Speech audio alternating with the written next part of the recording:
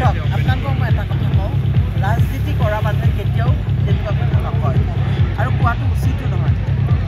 দলৰ নিশ্চয় ভাৰতীয় জনতা পাৰ্টীৰ জয় হ'ব এইটোতো নিশ্চিত হৈছে তেতিয়াহ'লে মই প্ৰাৰ্থী হিচাপে যদি মই ইয়াত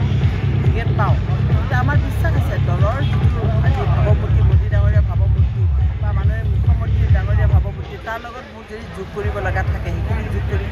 হাৰাৰ বিজেপি দলৰ প্ৰাৰ্থী হাৰাৰ কথাই নাই আজি ধুবুৰীত যদি সুধে মই সেইটো কথা নকওঁ বাকী আপোনালোকৰ মুখ্যমন্ত্ৰী ডাঙৰীয়াই কৈছে যে 12টা চিট আমি পাম তাত কেতিয়াও দিব নোৱাৰোঁ সেইটো দলে ইতিমধ্যে এইবোৰ সমীক্ষা চলি আছে তাত সমীক্ষাত যদি মই উত্তীৰ্ণ হওঁ সেইটো ভাল আপুনি কি ভাবে নিজৰ কথা কোৱা আপোনাৰ কথা নিজে কেতিয়াও ক'ব নাপায় বাইদেউ আপুনি পৰীক্ষা দিছে আপুনি গম পাব লাগে আপোনাৰ পৰীক্ষা কেনেকুৱা হৈছে আপোনালোকে জানে যে মই কিমানখিনি এই সমষ্টিটো 10টা সমষ্টিত মই কেনেকৈ সকলো সময়তে উপস্থিত থাকোঁ ৰাইজৰ মাজত থাকোঁ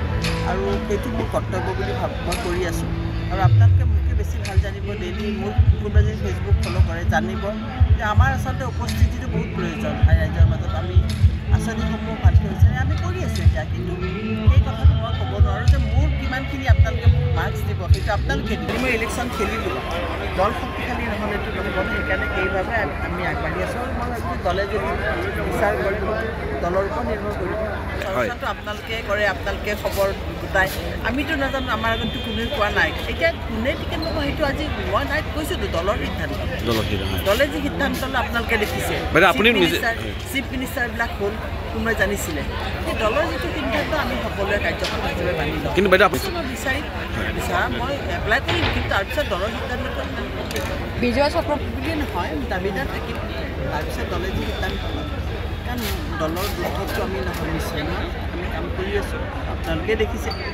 আমি সকলো সময়তে ৰাইজৰ ওচৰত থাকোঁ বিভিন্ন আমাৰ যিবিলাক আঁচনিসমূহ আমি বিচাৰোঁ যে ৰাইজৰ মাজলৈ চৰকাৰৰ আঁচনিবোৰ ৰাইজৰ মাজলৈ যাওক আৰু এতিয়াতো আমাৰ যি আমাৰ বিখ্যাত ভাৰতৰ যোনখন আমাৰ গাড়ী ৰাইজৰ ওচৰলৈ যোৱাৰ এটা সুবিধা কৰি দিছে ৰাইজে আঁচনিবোৰ পাইছেনে নাই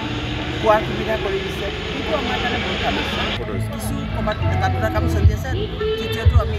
আমি আঁচনিবিলাক লৈছোঁ আৰম্ভ হ'ব কাম বাইদেউ খোৱা পানীৰ সমস্যা সমাধান হ'ব 24লৈকে আপোনালোকে চাওক এতিয়া আৰম্ভ কৰিলে ঠায়ে ঠায়ে আৰু মই ভাবোঁ 24লৈ আমাৰ এইটো সমাধান হ'ব এইটো নিশ্চয় আপুনি ভাল প্ৰশ্ন কৰিছে ময়ো অনুভৱ কৰোঁ গুৱাহাটী মানুহে যেতিয়ালৈকে খোৱা পানী নাপায় গতিকে ময়ো দুখ পাওঁ কিন্তু এইটো সমাধান হ'ব যিহেতু মাননীয় মুখ্যমন্ত্ৰী ডাঙৰীয়াই আমাৰ